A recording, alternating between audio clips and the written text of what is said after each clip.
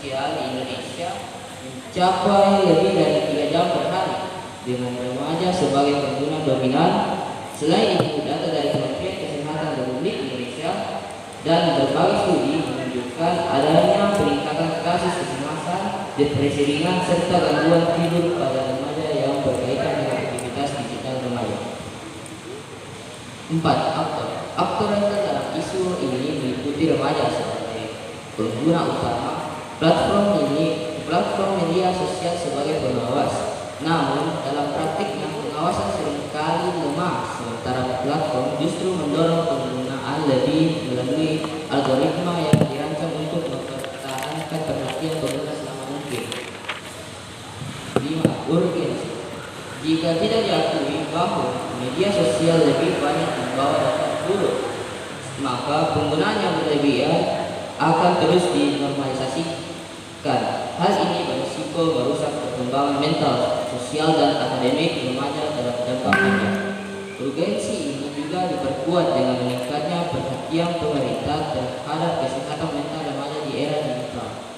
6. Tujuan PRO adalah membuktikan bahwa secara keseluruhan dampak negatif media sosial lebih dominan dibandingkan manfaatnya bagi remaja. 7. Argumentasi utama. Pertama, media sosial menyebabkan kecanduan yang berdampak langsung pada kesehatan mental dan produktivitas remaja. Sistem algoritma dirancang untuk membuat pengguna terus terlibat, sehingga remaja sulit mengontrol waktu penggunaan. Akibatnya, mereka mengalami penurunan fokus belajar, gangguan tidur, serta meningkatkan kecemasan akibat paparan konten tanpa henti. Hal ini diperkuat oleh berbagai penelitian psikologi yang menunjukkan korelasi antara durasi penggunaan media sosial memicu tekanan sosial dan perbandingan diri yang tidak sehat. Remaja terus terpapar kehidupan sempurna orang lain yang seringkali tidak realistis, sehingga menurunkan rasa percaya diri sendiri. Dalam jangka panjang, hal ini dapat membentuk pola pikir negatif dan gangguan psikologis. Namun, poin krusialnya dalam proses ini bukan sekedar keberadaan dampak baik, melainkan perbandingan antara baik dan buruk secara keseluruhan. Disinilah posisi kami menjadi jelas. Meskipun manfaat itu ada, sifatnya terbatas, tidak merata, dan seringkali bergantung pada kondisi ideal seperti literasi digital yang tinggi, pengawasannya yang kuat, serta kontrol diri yang baik yang pada kenyataannya belum dimiliki oleh mayoritas remaja. Sebaliknya, dampak buruk dari media sosial justru bersifat lebih luas, lebih konsisten, dan lebih mudah terjadi bahkan tanpa disadari oleh penggunanya. Secara struktur analisis, kami memanfaatkan media sosial bersifat opsional dan butuh usaha aktif, sedangkan dampak buruknya bersifat otomatis dan sistemik. Akibatnya, remaja lebih sering terpapar dampak negatif daripada maksimal manfaatnya. 8. Tim kontra akan menyatakan bahwa media sosial bermanfaat untuk edukasi, kreativitas, dan peluang ekonomi. Namun, manfaat tersebut tidak merata dan hanya dirasakan sebagai kecil remaja. Sementara mayoritas lebih banyak menggunakan media sosial untuk hiburan pasif. Mereka juga akan mengklaim solusi ada pada edukasi dan pengawasan. Tetapi dalam realitasnya, hal ini belum efektif karena keterbatasan kontrol itu dampak buruk bukan semata dari individu, melainkan juga dari sistem algoritma yang mendorong kecanduan. Oleh karena itu, secara keseluruhan dampak negatif lebih dominan. Waktu habis. Pembicara 5 menit 20 detik. Sekarang silakan kepada pembicara pertama dari pihak kontra untuk menyampaikan argumennya. Waktu dimulai Anda berbicara. Sebelum saya membaca argumen saya akan mengatakan bahwa jika ada kata yang mungkin kurang berkenan, mohon jangan dimasukkan ke hati karena itu hanya murni dalam debat. Saya pembicara pertama dari tim kontra akan memulai dengan 3, 2, 1. Saya merasa tim pro hanya fokus pada pemberian data yang tentu tidak fleksibel dan rasional pada motion kali ini, yaitu motion nilai atau value motion yang fokus pada perbandingan dampak buruk dan dampak baik pada motion tersebut. Baik, mari masuk kepada argumen saya. Dewan juri yang terhormat, saya merasa bahwa saudara dari tim Pro mencoba membawa kita ke zaman di mana teknologi dan media sosial masih dianggap tabu dalam kehidupan sehari-hari. Mengapa saya mengatakan hal tersebut? Sistem media sosial sekarang tidak sebebas dan tidak seburuk dulu. Sistem media sosial sekarang telah mencantumkan verifikasi umur serta pertanyaan-pertanyaan yang akan diberikan kepada kita sebelum membuat akun sosial media. Hanya pemikiran orang-orang yang terbelakang yang mengatakan bahwa media sosial akan mendatangkan kebodohan, keburukan dan juga kesempitan dalam berpikir. Dewan juri yang terhormat serta teman-teman yang saya banggakan, menolak sistem sosial media berarti menolak dan menutup jutaan pintu keberhasilan serta kesuksesan. Mengapa saya mengatakan itu? Oke, mari kita membangun kasus. Jangan lupa fakta penting, sosial media juga bisa menjadi pekerjaan atau pembuka lapangan pekerjaan bagi jutaan orang. Baik, mari kita mulai dari affiliate. Apa itu affiliate? Dewan juri yang terhormat, affiliate adalah cara mendapatkan uang atau penghasilan dengan cara mempromosikan produk atau jasa milik orang lain. Cara kerjanya yang sederhana dengan mengandalkan sosial media seperti TikTok, Shopee, dan Instagram dan sejenisnya. Hal ini sudah menjadi bukti bahwa media sosial membawa umat manusia menuju kemajuan dan kehebatan dalam bekerja. Dalam bekerja jarak jauh, bayangkan berapa banyak tenaga kerja harian yang akan merasa lebih mudah dalam bekerja dan membuat pengangguran memiliki kesempatan untuk mendapatkan lapangan pekerjaan. Dewan juri yang terhormat, saya akan memberikan bukti konkret dan benar demi membuktikan kabilah yang benar pada musim hari ini dan berhak memenangkan debat kali ini. Berdasarkan laporan dari We Are Social and Hootsuite Digital Report, lebih dari 4,7 miliar orang di dunia menggunakan media sosial, sehingga informasi bisa menyebar dalam hitungan detik. Artinya apa, Dewan juri yang terhormat? Media sosial adalah bukan salah satu, bahkan menjadi salah satu, bahkan menjadi penyampai informasi atau pemberi informasi yang dapat sampai hanya dalam hitungan detik. Bayangkan kita yang berdiri di sini bisa mendapatkan informasi dari Amerika yang jaraknya bahkan puluhan ribu kilometer dari sini dalam hanya hitungan detik.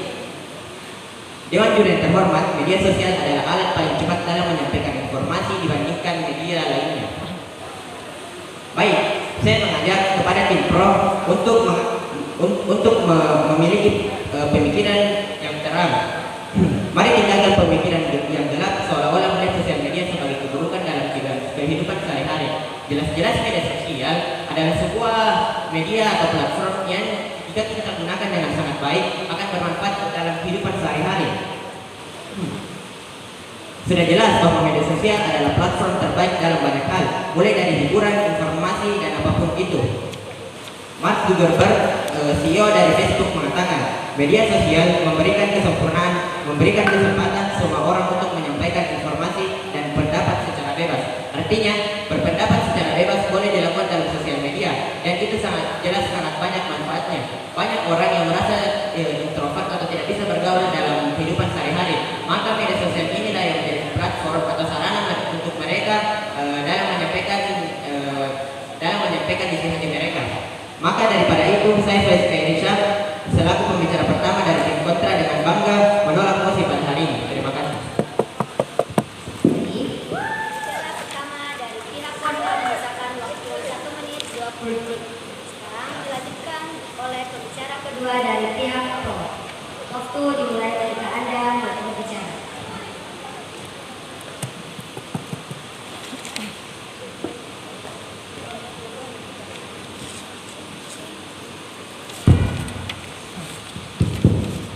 Baik, saya harap tim kontra untuk tidak melakukan spam.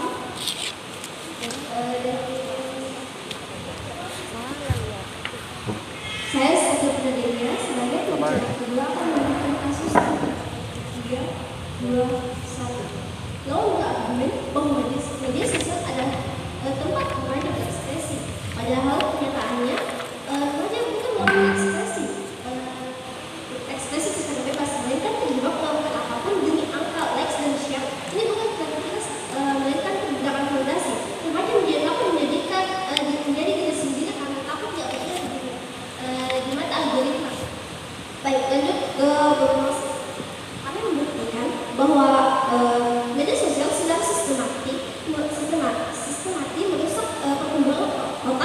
psikologi dan pola hidup remaja secara permanen.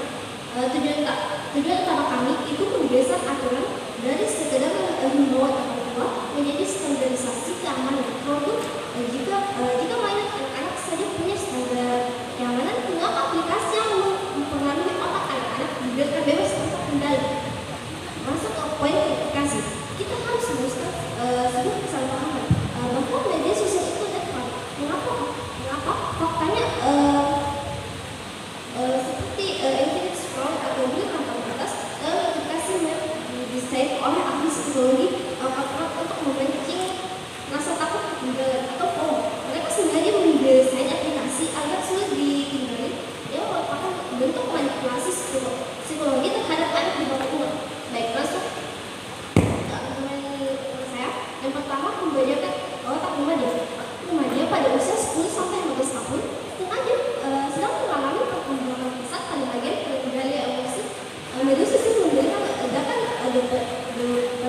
dopamine instan sejak kali ada aplikasi. Akibatnya, otak remaja terlatih untuk menginginkan kesenangan cepat dan kehilangan kemampuan untuk melakukan tugas sulit yang butuh konsentrasi. Silakan. Dewan Juri yang terhormat, tim pro berusaha meyakinkan bahwa media sosial lebih banyak membawa dampak buruk bagi remaja. Namun argumen tersebut tidak proporsional dan mengabaikan fakta besar di lapangan. Kalau logika mereka benar, maka semua sosial media harus dianggap buruk dan jelas itu tidak nasional. Terima kasih. Baik, saya akan menjawab itu di akhir lanjut seperti belajar atau membaca buku. Studi ideal medicine tahun 2004 menemukan remaja yang main media sosial lebih dari 3 jam sehari mengalami perubahan pada skornya otak yang membuat mereka impulsif atau sulit menggunakan keinginan dan sulit fokus. Bagian B, krisis identitas dan tubuh. Remaja secara alami butuh melakukan teman sebaya media sosial merusak proses ini dengan menjadikan standar hidup dan kecantikan yang tidak nyata. Hasil dari filter AI, remaja akhirnya merasa hidup mereka membosankan dan tubuh mereka tidak sempurna. Ini menciptakan spiral rasa rendah dan berujung pada kecemasan sosial di dunia nyata.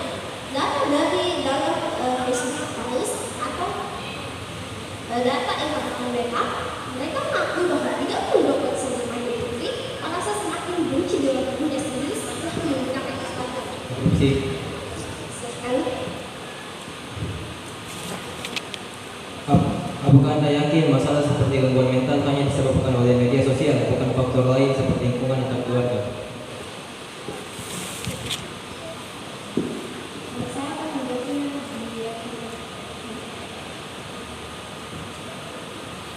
lanjut ke status quo. Saat ini kita tidak hanya menghadapi masalah aplikasi, tapi krisis kesehatan laporan dari World Happiness tahun 2006 menunjukkan kebahagiaan remaja menurun drastis sejak media sosial mendominasi hidup mereka. Media sosial saat ini bekerja seperti digital waste, menarik tanpa aturan di mana perusahaan berbagi bebas mengeksploitasi perhatian anak-anak di media di pada hidup sehat. Media sosial mencuri juga kesehatan tidur dan aktivitas fisik. Pencahayaan biru layar menghambat dalam hal ini membantu kita sementara pada aplikasi membuat remaja dibutuhkan agar pulang berlaku tidur dan juga yang tersebut daya tahan mental remaja akan menurun. Dari data World Sleep Special tahun 2005, remaja kehilangan antara 1 jam untuk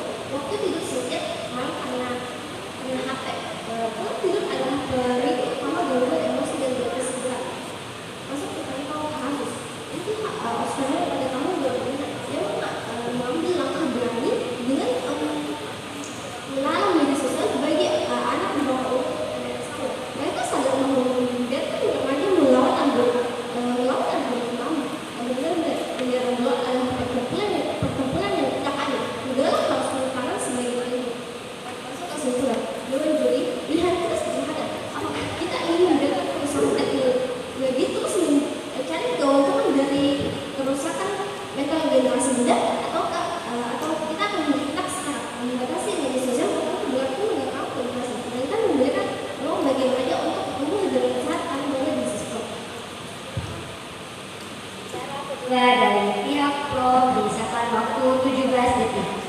Silakan kepada pembicara kedua dari pihak kontra untuk menyampaikan argumennya.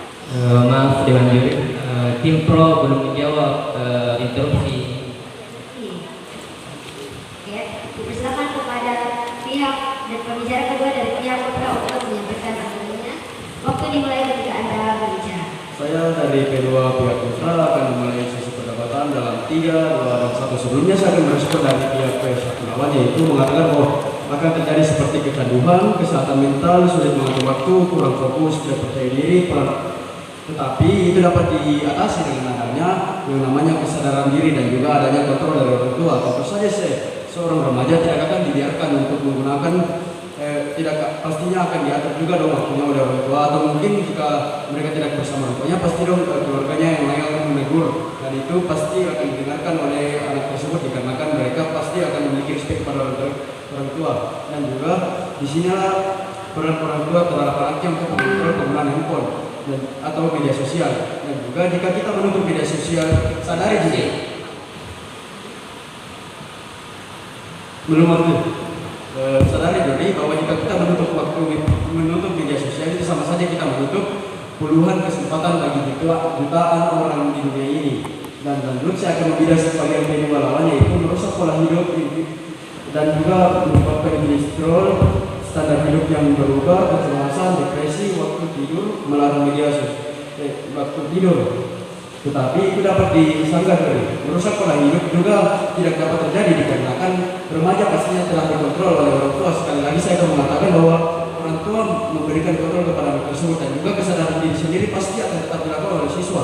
Bisa saja siswa tersebut, bisa remaja tersebut, dan juga standar hidup sepertinya ini akan sulit, tidak akan terjadi ya, karena kan pasti remaja tersebut pasti akan sadar bahwa jika mereka mengikuti gengsi mereka itu akan sulit dikarenakan mereka tidak dapat melakukan tidak memiliki hal tersebut. Dan juga silakan. Baik, ketika Anda bilang orang tua mengontrol anak-anaknya menggunakan gadget, bagaimana kalau anak-anak orang tuanya sudah tiada atau mengalami? Sudah saya jelaskan dari tadi, jika laut mereka tidak memiliki orang tua, mereka pasti juga memiliki keluarga yang mengasuh mereka dong.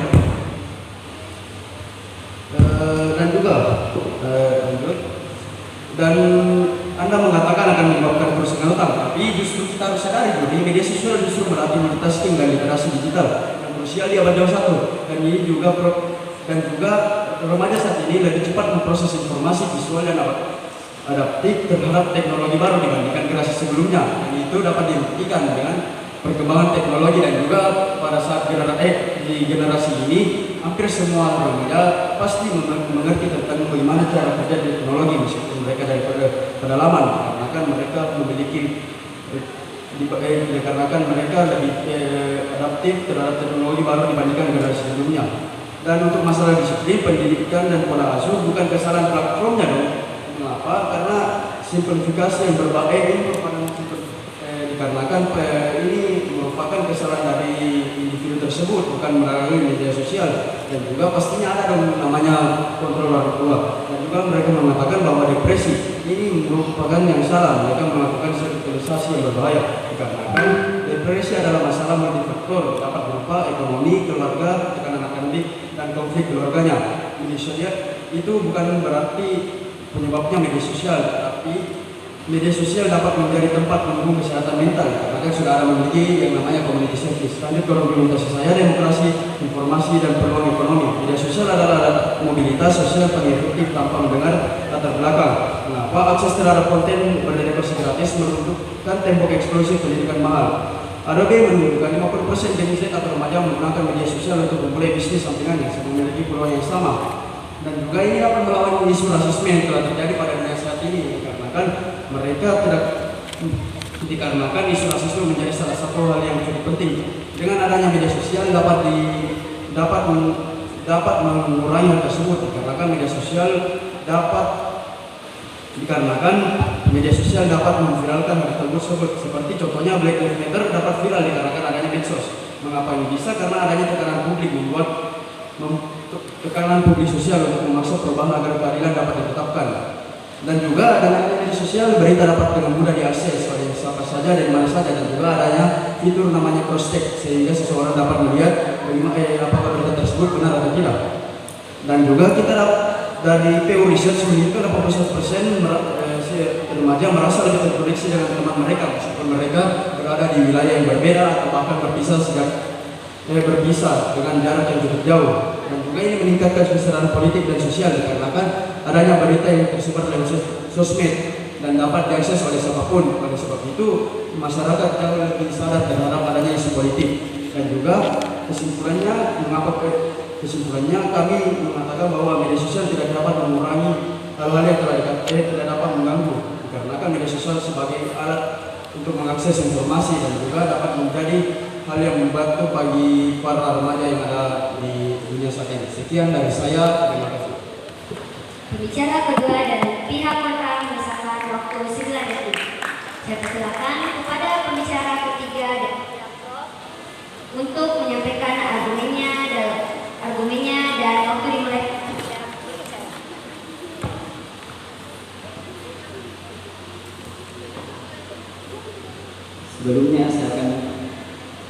Sebelum saya Bayu dari pembicara ketiga akan menunjukkan debat dalam hitungan 3, 2, 1. Sebelumnya pembicara dari tim lawan mengatakan instruksi kepada tim kami, sehingga tapi dalam keterbatasan waktu kami akan menjawab dalam pembicara ketiga.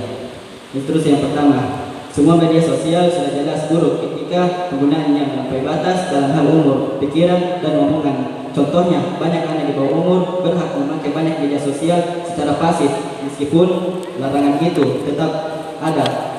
Banyak hal yang dapat mengatur sistem larangan tersebut, dan jelas setelah mereka membatasi hal tersebut, mereka tetap melakukan hal yang melampaui hal tersebut. Selanjutnya, instruksi yang kedua adalah mungkin ada, walaupun tidak semua terpengaruhi oleh budaya atau sosial. Oleh karena itu, pentingnya untuk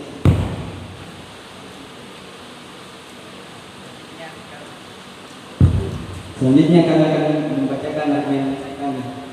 Yang terhormat Dewan Juri, kami menegaskan bahwa tim lawan gagal memahami inti persoalan dalam mosi ini. Mereka hanya melihat media sosial sebagai alat komunikasi, hiburan, tetapi mengabaikan fakta bahwa banyak remaja media sosial telah berubah menjadi sumber tekanan, kecanduan, bahkan kerusakan mental. Inilah alasan mengapa kami percaya bahwa media sosial lebih banyak membawa dampak buruk dibandingkan dengan dampak baik. Data dari Pew Research Center tahun 2025 menunjukkan bahwa 45% remaja mengaku menghabiskan terlalu banyak waktu di media sosial. Lebih parah lagi, 45% remaja mengatakan media sosial mengganggu waktu tidur mereka. 40% mengaku produktivitas mereka menurun, dan 22% menyebut nilai akademik mereka terganggu akibat penggunaan media sosial yang berlebihan. Ini membuktikan bahwa media sosial bukan hanya mengganggu waktu luang, tetapi sudah menyerang kualitas hidup remaja secara langsung. Artinya, manfaat yang dirasakan bersifat permukaan dan jangka pendek. Dampak buruknya langsung menyentuh aspek penting dalam kehidupan mereka, seperti waktu, fokus, dan masa depan akademik. Lebih jauh lagi, manfaat seperti terhubung dengan teman sebenarnya tidak terlalu berkualitas. Interaksi media sosial seringkali dangkal, berbasis validasi seperti likes dan komentar, bukan hubungan yang mendalam. Bahkan banyak penelitian menunjukkan bahwa semakin tinggi penggunaan media sosial, kesepian dan kecemasan pada remaja. Ini menunjukkan bahwa manfaat sosial yang diklaim justru sering menjadi ilusi koneksi, bukan koneksi yang nyata. Tim lawan juga menyebut bahwa media sosial sebelumnya enggak terus menggambarkan bahwa fokus siswa akan seorang remaja akan hilang dan juga mereka akan merasa kesepian. Itu tidak benar terjadi dikarenakan adanya peran orang tua dan juga kesadaran diri, dan juga mereka pastinya memiliki dapat berhubung dengan teman-teman yang berada di sosial media. Dan bagaimana cara lanjut argumen. Mohon Tim lawan juga menyebut media sosial sebagai sarana pembelajaran. Kami tidak menolak hal itu, namun perlu ditegaskan bahwa informasi media sosial tidak selalu akurat, tidak terkurasi, dan seringkali bercampur dengan distraksi. Seorang remaja yang membuka media sosial untuk belajar dalam hitungan bisa terdistraksi oleh konten hiburan yang tidak ada hubungannya. Walaupun dengan pengawasan dari orang tua, mereka bisa saja terjerumus secara pasif dalam hal tersebut. Berbeda dengan sumber belajar formal seperti buku atau guru yang lebih terarah dan terstruktur dan lebih terawasi. Jadi meskipun ada manfaat edukatif, efektivitasnya jauh lebih rendah.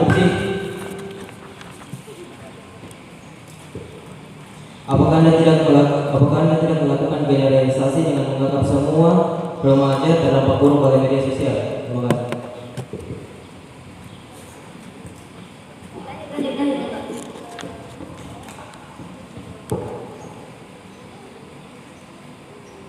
Baiklah,